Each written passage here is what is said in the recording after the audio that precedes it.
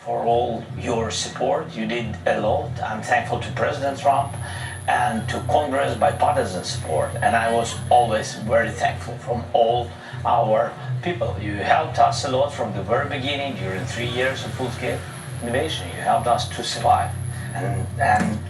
Anyway, we are strategic partners. And even in such tough dialogue, and I think we have to be very honest and we have to be very direct to understand each other, because it's very, for us, very necessary to President Trump, and I'm with all respect that he wants to finish this war, but nobody wants to finish more than we, because we in Ukraine, we are in this war, we are in this battle, and battle for freedom for our lives. So I'm just telling that I think that we have to be on the same side, and I hope that the president on our side together with us, and that is very important to stop Putin. And I heard from President Trump a lot of times that he will stop the war, and I hope he will, and we need to pressure him with Europe, with all the partners.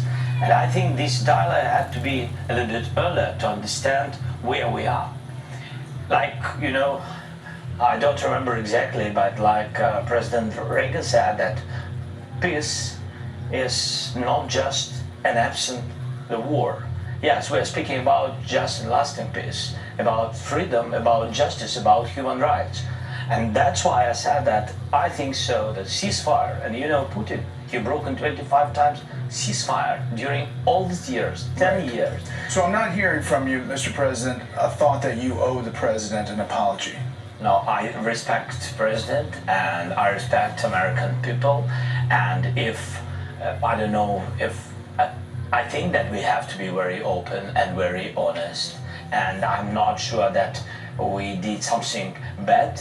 I think maybe sometimes some things we have to discuss out of media, with all respect to democracy and to free media, but there are things where we have to understand the position of Ukraine and Ukrainians, and I think that is the most important thing. Yes, we are partners. We are very close partners. We have to be fair. We have to be very free.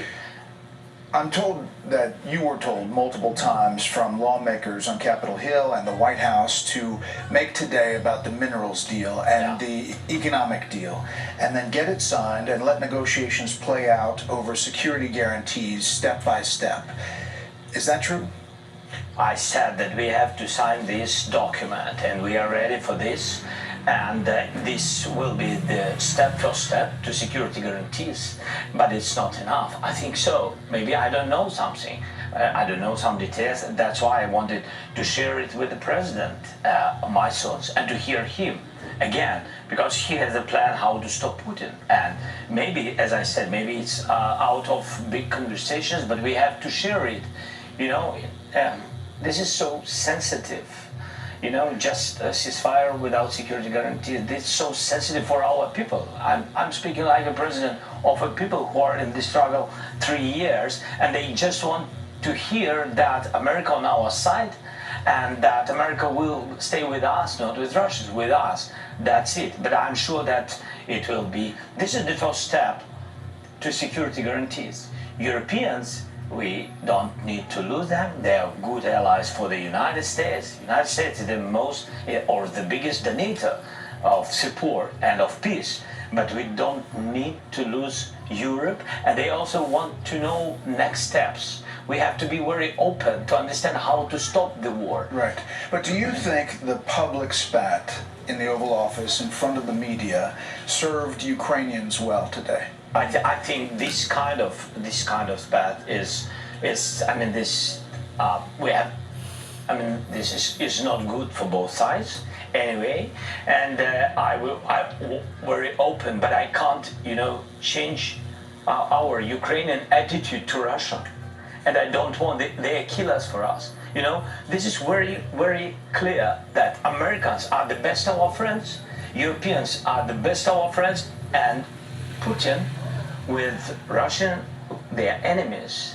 And it doesn't mean that we don't want peace. We just want to recognize the reality, the real situation. President Trump is convinced that you will never sign a deal with Vladimir Putin. Is he right? No, I think so. What I think, Ukraine wants peace, and we will have anyway diplomacy. We will have negotiations.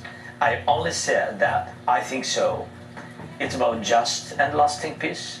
It means that we have to be very strong at the table of negotiations. And at these negotiations, Ukraine and Russia, like sides of this war, have to be, and the United States and Europe. That's what I said. So we are ready for peace, but we have to be in strong position. What does it mean? Just to know that our army is strong, that our partners with us, and that we have security guarantees. Am I not right? Leaving the White House today, President Trump said this. He's looking to go on and fight.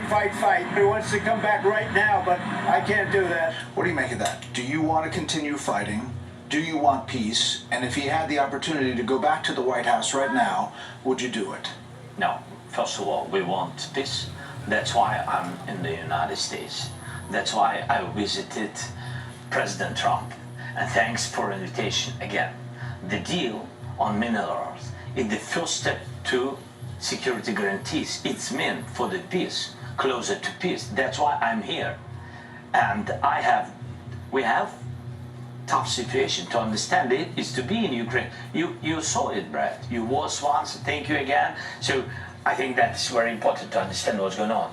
But I respect my soldiers and our people, our civilians who work and support our warriors.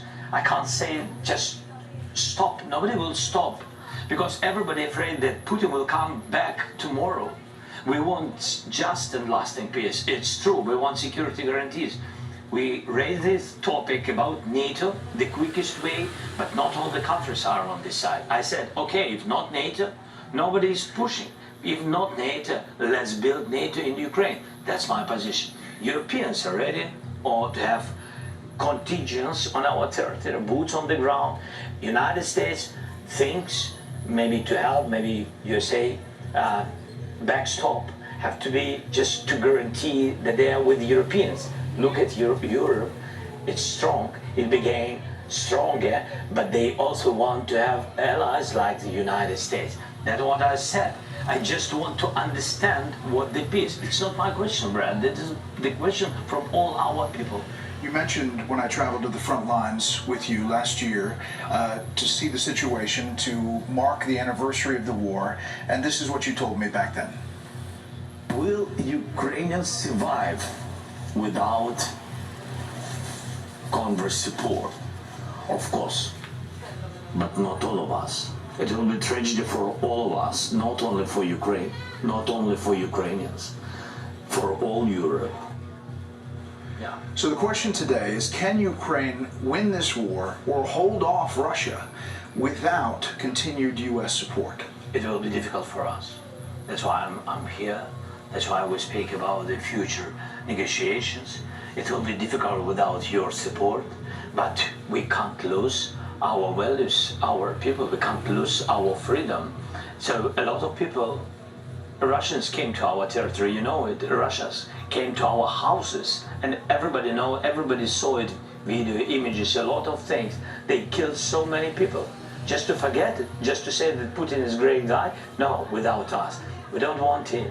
That's why we speak about, everybody remember how it was the first days of the war, how they came. Nobody wants in Ukraine, yes, of course, nobody will forget it, but nobody wants to have, again, new wave of occupation. That's why when we say, no NATO, what security guarantees can we have?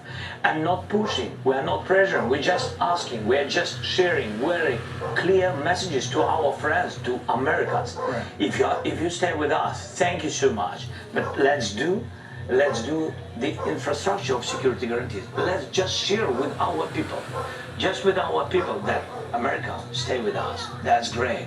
We count on it. But just to share it and to say it, that's all. How does the war end? How do you get to a deal? You're at a place right now where there is no deal. How do you get it back on track? I think that Europe is ready for contingents and to help us with financing of big army, such big as we have now. This is our army, the part of security guarantees. Now we want to just to find the place for our biggest strategic partner, for the United States, or United States will propose where and how United States will give us security guarantees, what kind of and what part of volume of security guarantees. And when we will be ready with this, we will come to diplomacy. To diplomacy, yes, with Russians, Europeans, United States, and we. Four of us, I think that is real way. Because with weapon, it's too long, it's not enough. We don't have enough weapon to push them out, and we don't see now, for now, we don't see really big volume of new support from the United States, but with all respect again. So for today, we'll be ready with security guarantee. Really, when I say NATO, it's not about that we are focusing on this war. It's about very understandable infrastructure of security guarantees. And you see that no NATO countries for today, no NATO countries been under attacks. Senator Lindsey Graham, Republican from South Carolina, he has been a big proponent of you and of Ukraine, said this today after the meeting. I have never been more proud of the president. I was very proud of J.D. Vance, standing up for our country. We want to be helpful. What I saw in the Oval Office was disrespectful, and I don't know if we can ever do business with Zelensky again. He either needs to resign and send somebody over that we can do business with, or he needs to change. So he says you need to consider resigning. Is that on the table? I don't know if he will be happy after my words. This decision can do only people of Ukraine. You're not going to step down to do a peace deal. No, I was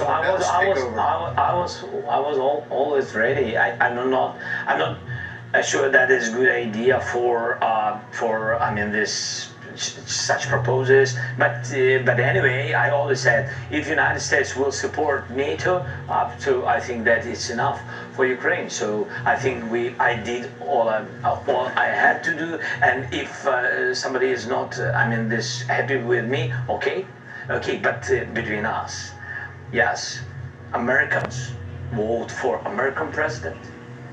Each European country vote for their president, and only Ukrainian. With all respect to Lindsey, if I can say Lindsey, we know each other, yes, and only Ukrainians.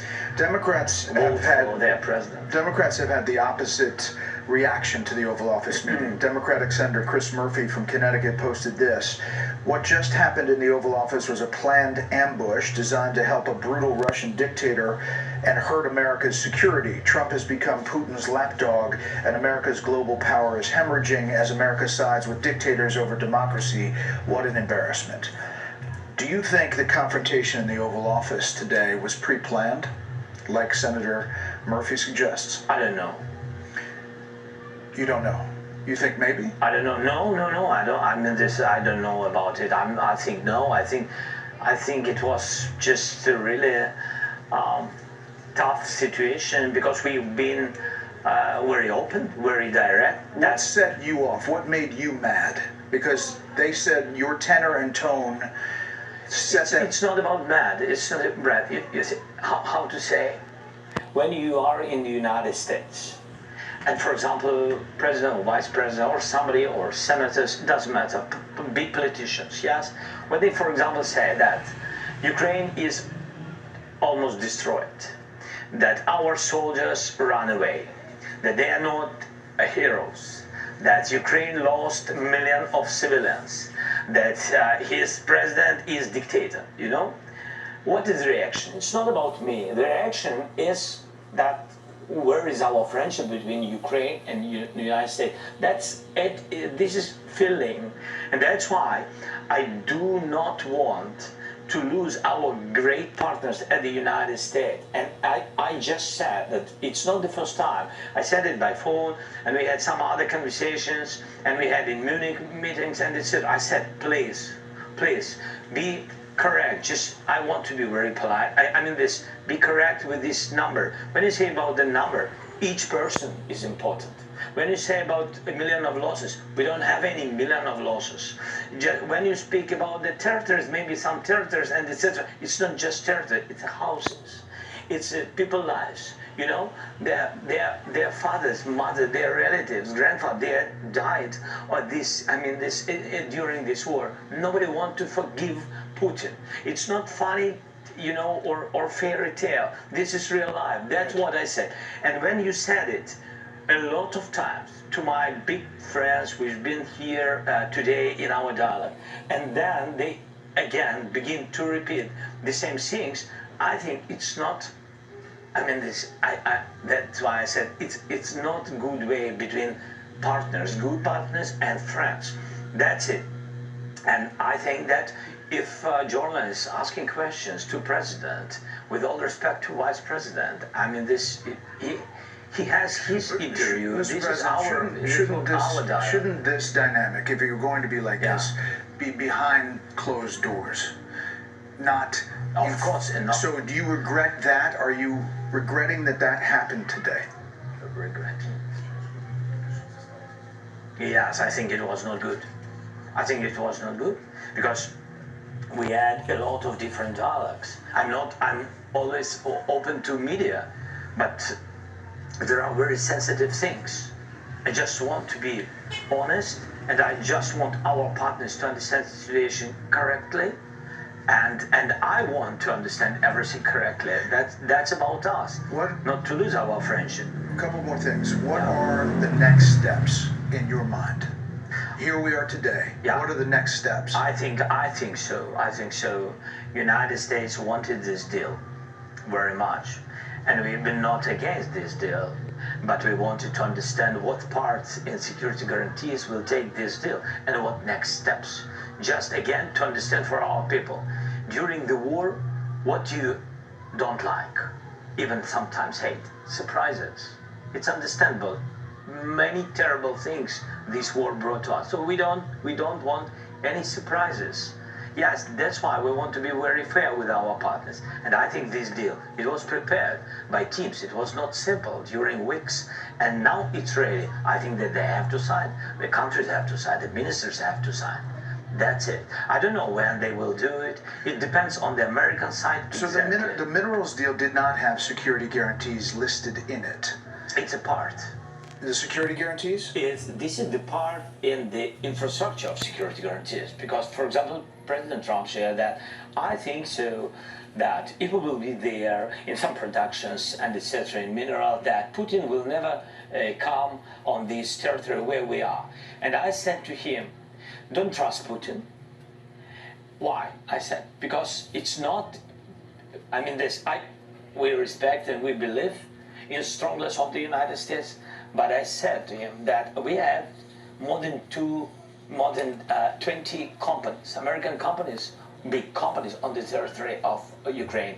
And we had offices, even on temporarily occupied territories. For Putin, it doesn't matter.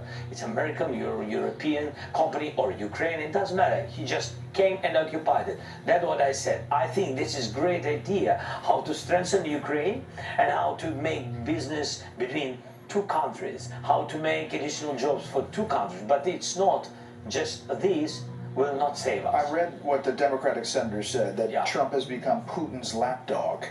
Do you agree with that President Trump is too close to Vladimir Putin in your mind? We spoke about it, and I think today very openly President Trump, he said that I want to be in the middle, otherwise I will not put these guys at the table. And is he right? I want to be very honest, I want really him to be more at our side. I will explain why. Because it's not just that the war began somewhere between our countries. The war began when Russia brought this war to our country, and they are not right. And they are not right. They didn't respect our territorial integrity. They brought the war on our territory to our families. Sorry for repeating, to our houses. And they are not right. And of course, all the Ukrainians want to hear strong position of the United States on our side. And from one side, it's understandable. From another side, he wants to find some way of dialogue with Putin. But he always said, as I remember, he always said that peace through strength. And that's why I think that he's strong, United States strong, two parties together in this question, two parties always together against Russia. You're very strong to do strong steps against Putin. Americans are worried about where the money has gone. Yeah. Will there be a very rigorous accounting of where the money has gone? It seems like there is some question about whether there's corruption or sold military equipment. No, it can't be so. 100 billions we've got during 3 years. 183 from the U.S. Now, on the paper, in the documents, yes, but we have, in fact, because 67 came like a weapon. It came through the border. It's checked and it's fixed by everybody, and we shared it not once with the American side. And 31.5, it was direct financial support to the budget. Again, it's very open. It's digitalized. It's open, free, and please. If somebody wants to check it again, we are very, very open with this. Last thing, Mr. President. Yeah. Do you think your relationship with Donald Trump, President Trump, after today, can be salvaged? Can be? Huh? Yes, of course, because it's relations more than two presidents. It's the historical relations, strong relations between our people. And that's why I always began with to thank your people from our people. And this is the most important. And of course, thankful to President and of course to Congress, but first of all to your people. Your people helped to save our people. People, the first. Human rights, the first. This is very, very important. And we are thankful. And sorry for this. I mean, we wanted very much to have only strong relations, and I very count that we will have it. Mr. President, we're honored that you kept this interview. Thank you very much for the time. Thank you. Thank you so much.